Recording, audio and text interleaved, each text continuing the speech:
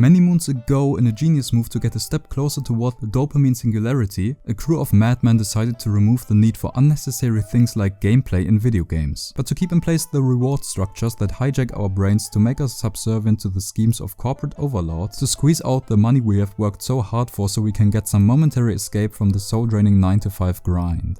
The result was the birth of the idle game, or maybe incremental game, I'm not too sure. It's a topic of a lot of heated debate. I prefer sticking to less controversial topics like contemporary American politics. The words idle and incremental do apply when looking at Realm Grinder. Idle because even when you're not playing you progress, and incremental because numbers go big. Very, very big. When playing this game, every number is constantly increasing in size, including the length of my cock. The gameplay loop is pretty simple. You build buildings, you gain money, you build more buildings and buy upgrades and so forth until you gain enough gems by gaining money to abdicate, which resets your progress. Though you keep your gems, which serve as a multiplier for your gained money. The amount of money you gain goes from ridiculous to insanity as you go through the Yugoslavian hyperinflation until you have more money than there are atoms in the observable universe. Abdicate enough times and you reincarnate, which resets even your gems, though you gain bonuses for every reincarnation you have made, including some new features. There's some more to it. There's achievements which give new upgrades and serve as a multiplier for some effects and buildings. Reminds me of my old days as an achievement hunter, though I fucking sucked. I had like 50 gamer score on Hexic or whatever that game was, not to brag or anything. You later unlock challenges and research as well. And if you want to, you may spend your hard-earned cryptocurrency on NFTs. The only difference to real-life NFTs is that these ones actually have a tangible effect on something. And you can buy rubies with cash to speed up some processes.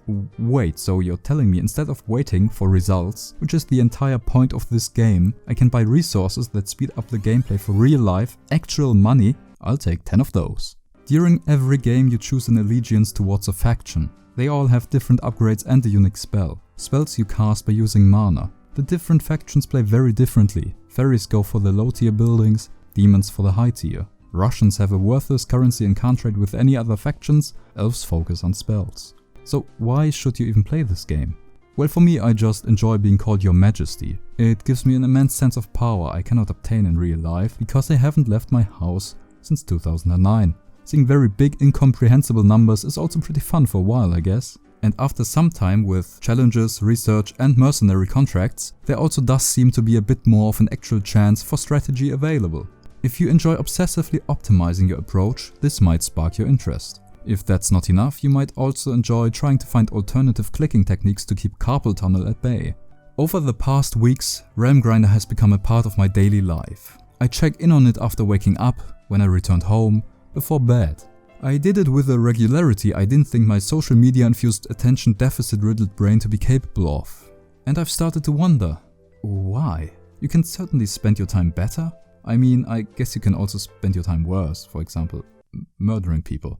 I definitely could play some more, grind out more reincarnations, unlock more features and bonuses, but I don't think I will. It was fun for a bit to be sure, but I fear that if I stare into Realm Grinder much longer, it might start staring back. After a while I started feeling a bit strange. I felt like Sisyphus pushing his rock, or a donkey chasing a carrot, or Newton searching for the Philosopher's Stone, like I was embarking on a journey with no point and destination that I would not be able to return from. Some people may say you gotta play till this or that reincarnation. That reminds me a bit of One Piece fans saying it gets good after 500 episodes. You might be right, but you also have no concept of the meaning of leisure time and what it means to only have a limited amount of time on this floating rock. So if you're watching this review, these are the impressions of a man who has not seen everything this game offers. Though I still think even such impressions can have some value. So where does all that leave us now? Well, we're still floating around space on a rock not knowing what we're exactly doing here. Playing Realm Grinder surprisingly hasn't given me any new cosmic answers.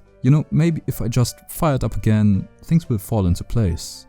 I guess it can still be pretty fun, you know, seeing the numbers go up. Maybe this will be a good time after. Why am I playing this game when the machinations of the universe are yet to be uncovered? Why am I staring at pixels on the screen, displaying incomprehensible numbers?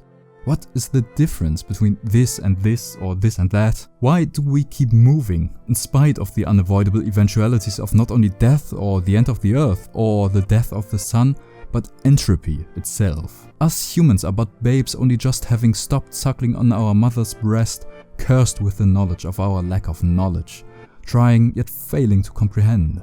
And we try to distract ourselves with petty wars, squabbles and too incremental games, but the questions remain and they won't be answered as we move toward our fate, unwitted as to whether there are gods, and if so, what their intents are, and if not, what that means for everything. What are we? What is anything? What is being? What is? But yeah, Realm Grinder is a pretty decent incremental game.